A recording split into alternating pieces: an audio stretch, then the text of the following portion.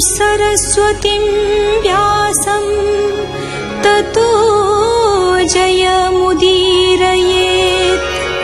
मूकं करोति वाचालं पङ्गुं लङ्घयते गिरिं यत्कृपातमहं वन्दे परमानन्दमाधवम्।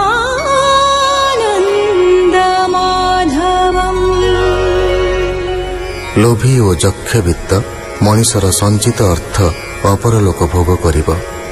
लोभ ओ अतिरिक्त संचय अनुचित। मनिषर जिह्वा लालसा सर्वविध अनिष्टर कारण। यापरे पिंगला नामनी देहजीवी ठारू अवधूत जहा शिक्षा करिसंती ताहा कहिसंती। एकदा पिंगला धनवान युवकर अपेक्षारे निद्राशून्य होई अर्धरात्र अतिबाहित करिछि। अवशेषरे ताहार अर्थ चिंता और पाप चिंतारू सुखप्रद परम वैराग्य उपस्थित होइछि।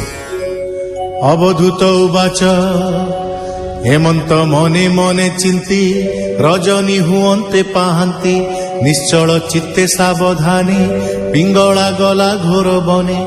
परम सुख वैराग्य आशा परम दुख जोग एणु सकल आशा तेजी कृष्ण चरण दृढ़े भजी।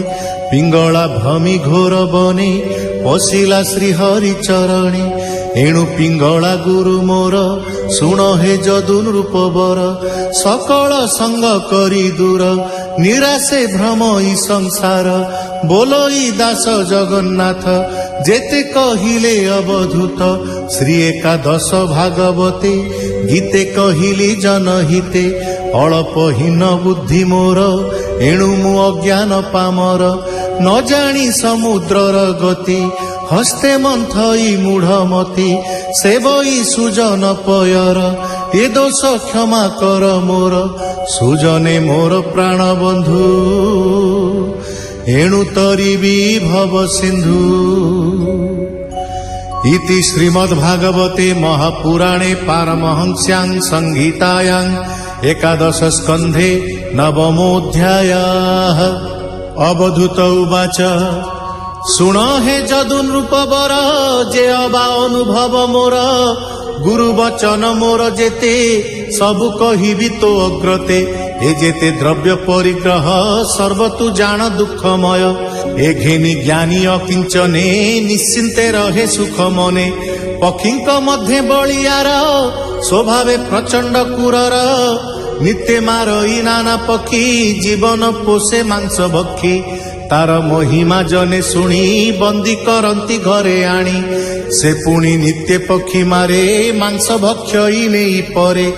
केवल श्रम मात्र सार न करे उचित आहार।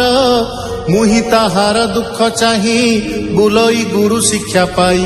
न करी वस्तु परिग्रह एका भ्रमई शून्य देह। नाही मो मान अभिमान गृह कलत्र पुत्र धन। आत्मारे रमई मु नित्य निश्चिन्ते भ्रमई जगते। परमानंद रस पाई निरते संसारे भ्रमई। बालक तहु एहा शिखी नुहई नाना दुखे दुखी। केवल आहार व्यवहारे क्रीड़ा करई सर्वद्वारे। किछि ही चिंता नाही तार एणु बालक गुरु मोर। एबे हो शुण मन स्थिरे पूर्वे जे अवंती नगरे। सुसाधु सुंदर शरीरे कन्या ए थिला विप्र घरे। से कन्या विवाह अर्थे बरी विप्र मिलिले पांच चारी। कन्यार पिता संग मेले विवाह प्रस्ताव निरोले। विचार करी कन्या माता निकटे बसाई दुहिता। बोलोई कन्या मुख चाही तंडुल अर्थे धान देई। बेगे तु कूट रोले भरी ता शुणी ब्राह्मण कुमारी। रोले मुसळ एक करी कुटई बेनी करे धरी। भुजे ता बलय कंकण कुटन्ते बाजे ऋण झुण। शुणी कुमारी लज्जा पाई अधे कंकण हस्तु फेई। पुणी कुटन्ते धीरे धीरे हस्त कंकण नाद करे। कुमारी मने विचारई संग गहळे गोळ होई। हेमंत विचारी विवेके पुणी फेईला रखिए के। बेनी कंकण बेनी करे कुटन्ते शबद न करे। अनेक लोक जही मिली अवश्य उपजई कली।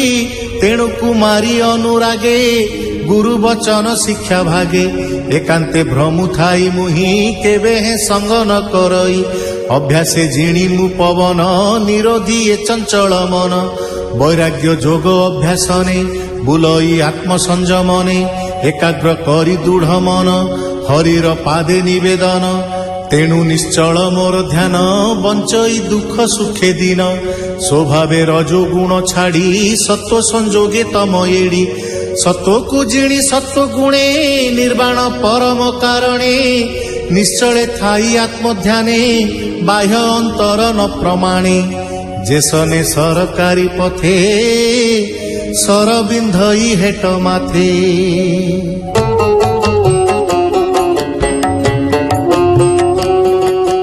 ତାର ନିକଟେ ରାଜା ଗଲା ସେ ତାହା ଜାଣି ନ ପାରିଲା ତେଣୁ ତାହାର ତହୁଁ ଦେଖି ମୁଁ ଏବେ ଗୁରୁ ଶିକ୍ଷା ଶିଖି ଏକା ମୁଁ ଭ୍ରମଇ ସଂସାର ମୋହର କାହିଁ ନାହିଁ ଘର ଏଣୁ ମୁଁ ସାବଧାନ ଚିତ୍ତ ଅଲକ୍ଷ୍ୟ ଗତି ମୋର ନିତ୍ୟ ଅଳ୍ପ ଭାଷଣ ମୁନି ପ୍ରାୟ ମୁହିଁ ରହି ସ୍ଥିର ଦେହେ ବିଫଳ ନିତ୍ୟ ଦେହର ଗୃହ ଆରମ୍ଭ ଦୁଃଖ ଘୋର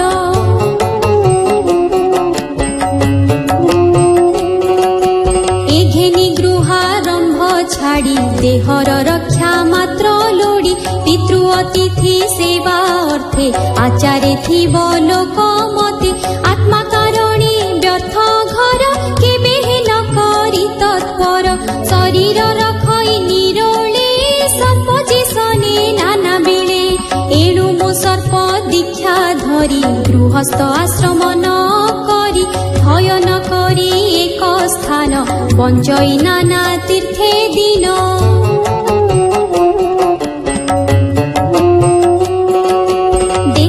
বিষ্ণু মায়া করি জগত সর্জই মুরারি কাল রূপে পুনি সংঘারে আত্মসুখে রহে নিরোলে স্বভাবে বোলাই ঈশ্বর সে হরি সর্ব শক্তিধর প্রকৃতি পুরুষ অন্তর স্বভাবে নাহি পরাপর উপাধি বর্জিত ঈশ্বর হেন বিনাশে যেনে নির সৃষ্টি ছই যেতে বেড়ে সৃজই মায়া যোগ বলে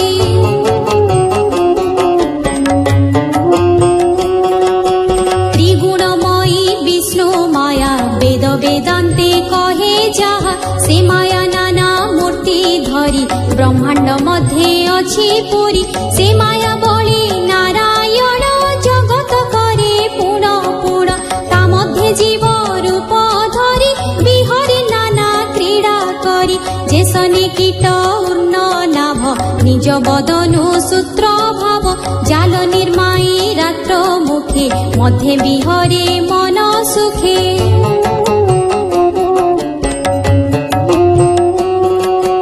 একান্তে রাত্রে ক্রীড়া করে সূর্য উদয়ে তা সংঘরে এ রূপে সৃষ্টি লীলা করি সংসারে খেলে নর হরি এবে হো শুণ নরপতি সংসারে জীব আত্মগতি দেহ বিযোগ কালে জন্তু মনে চিন্তই যেতে হেতু একান্ত স্নেহ দ্বেষ ভয়ে নিশ্চল ধ্যান জহি রহে জন্মই ସେହି ରୂପ ଧରି ଯେସନେ କୀଟ ବେଶସ୍କାରୀ।